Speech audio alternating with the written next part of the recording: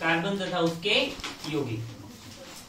कल हमने इसमें पढ़ा था नामकरण हाइड्रोकार्बन का। नामकरण हाइड्रोकार्बन के नामकरण की 3 विधियां पढ़ी थी। फर्स्ट थी रूट पद्धति, सेकंड थी व्युत्पन्न पद्धति और तीसरी कौन सी थी? आईयूपीएसी पद्धति। आज हम आईयूपीएसी पद्धति के बारे में और डिटेल में पढ़ेंगे। तो आईयूपीएसी पद्धति के बारे में हमने कल कौन सा पढ़ा था? एल्केन का नामकरण। किसका नामकरण पढ़ा था? एल्केन का नामकरण। एल्केन यानी कि वे हाइड्रोकार्बन जिसमें सारे के सारे कौन से बंध होते हैं? एकल बंध होते हैं। उनके अंदर उनका नामकरण कैसे करते हैं उसके बारे में पढ़ा था। हमने कुछ बिंदु लिखे थे, वो बिंदु में वापस लिख देता हूँ। सबसे लंबी कार्बन श्रृंखला का चयन फर्स्ट क्या था? सबसे लंबी कार्बन श्रृंखला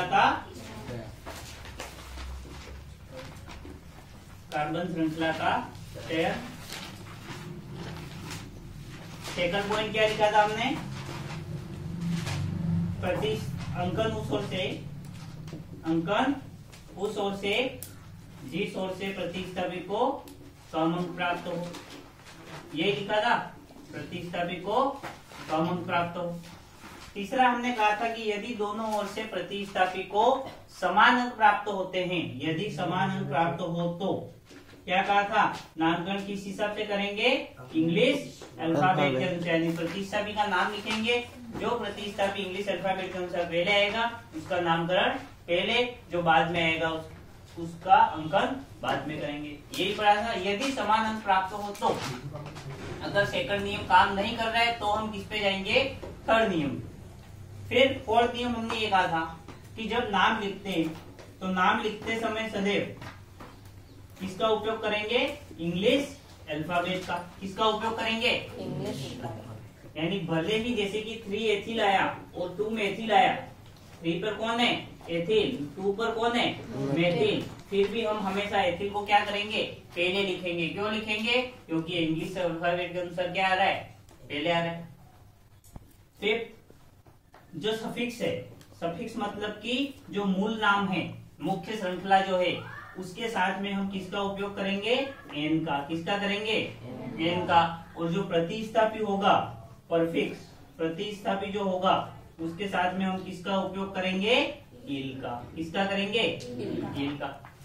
इसके बाद यदि समान प्रतिस्थापी 2 बार, 3 बार या 4 बार आए तो क्रमशः किसका उपयोग करेंगे? डाई, ट्राई और टेट्रा। यानी 2 बार आया तो डाई का, 3 बार आया तो ट्राई का और 4 बार आया तो टेट्रा का। इसके बाद संख्याओं के मध्य में कोमा का उपयोग करेंगे। किसका उपयोग करेंगे? कोमा का। और संख्या तथा नाम के मध्य में किसका उपयोग करेंगे? हाइफन का। किसका उपयोग करेंगे? हाइफन का। कोमा का उपयोग 2 संख्याओं के बीच में किसका उपयोग करेंगे? यस। नाम के बाद में भी किसका उपयोग करेंगे? कोमे का। लेकिन संख्या और नाम के बीच में किसका उपयोग करेंगे? हाइफन। संख्या और नाम के बीच में, नाम और संख्या के बीच में किसका करेंगे? कोमा का। और संख्या और नाम के बीच में किसका करेंगे? हाइफन का। ठीक है, चलो अब स्टार्ट करते हैं इसके बारे में। यही नियम थे, इस नियम के आधार पर हम सब कुछ कर रहे थे। यदि क्लोरीन, ब्रोमीन, आयोडीन आता है तो उसकी जगह क्लोरो, ब्रोमो और आयोडो का उपयोग करेंगे। अब एग्जाम्पल हमने कल कुछ देख लिए थे, आज नए एग्जाम्पल कुछ और देख लेते हैं। एग्जाम्पल लिखे आप। सी सी सी सी सी। क्लियर?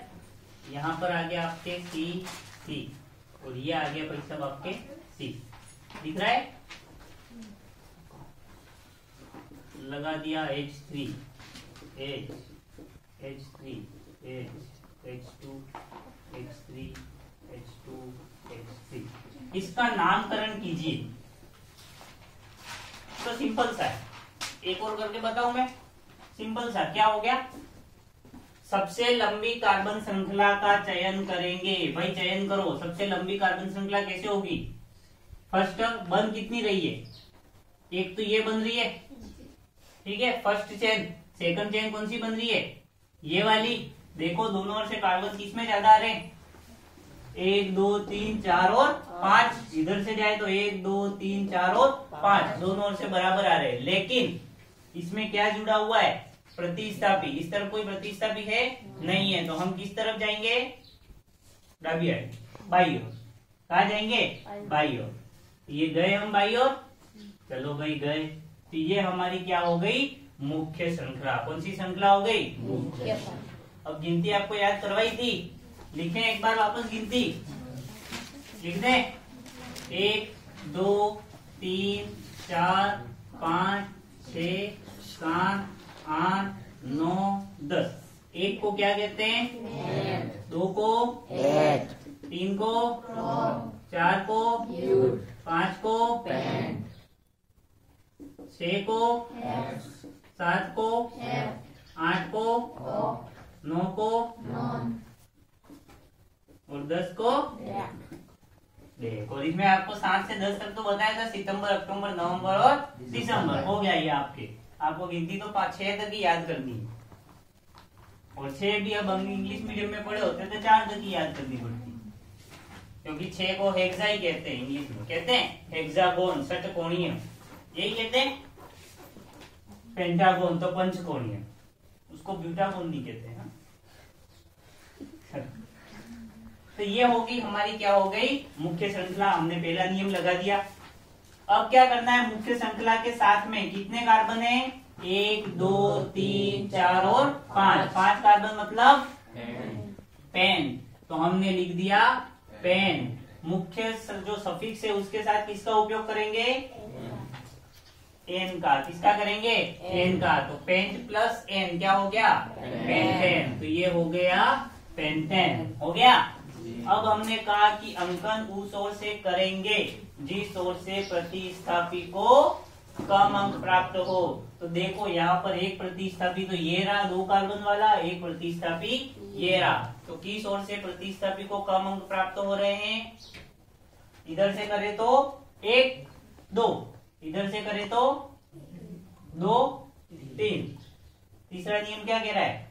यदि समान अंक प्राप्त हो तो इंग्लिश अल्फाबेट के अनुसार करेंगे, लेकिन यहाँ पर समान अंक नहीं हो रहे हैं, दोनों को क्या हो रहे हैं? अलग अलग। तो हमारे दूसरे नियम में ही हो रहा है। इसको कितने अंक प्राप्त हुए? इसको कितने हुए? तो नामकरण किस ओर से करेंगे? अंकन 2 वाले की ओर से, यानी कि 1 2 3 4 और 5 हो गया नामकरण। 2 पर कौन है भाई? मेथिल। कौन है? मेथिल। तो क्या हो गया? 2 परफिक्स के साथ किसका उपयोग करते हैं? इल का। किसका करते हैं? परफिक्स मतलब प्रतिस्थापी। प्रतिस्थापी के साथ किसका उपयोग करते हैं? इल का। एक कार्बन है तो मेथ प्लस इल क्या हो गया? मेथिल। संख्या और नाम के बीच में किसका उपयोग करेंगे? हाइफन का। किसका करेंगे? हाइफन। हो गया हाइफन का उपयोग। फिर नाम के बाद में किसका? कोमे का उपयोग कर लिया। कोमे का उपयोग। अब और क्या बचा इसके अंदर? 2 कार्बन वाला समूह। 2 कार्बन को क्या कहते हैं? 8। कितने नंबर पर है? 3 नंबर पर। परफिक्स के साथ किसका उपयोग करेंगे? इल का। तो क्या हो गया? एथिल। तो इसका नाम क्या हो गया? 2 मेथिल 3 एथिल पेंटेन। क्या ये नाम सही है?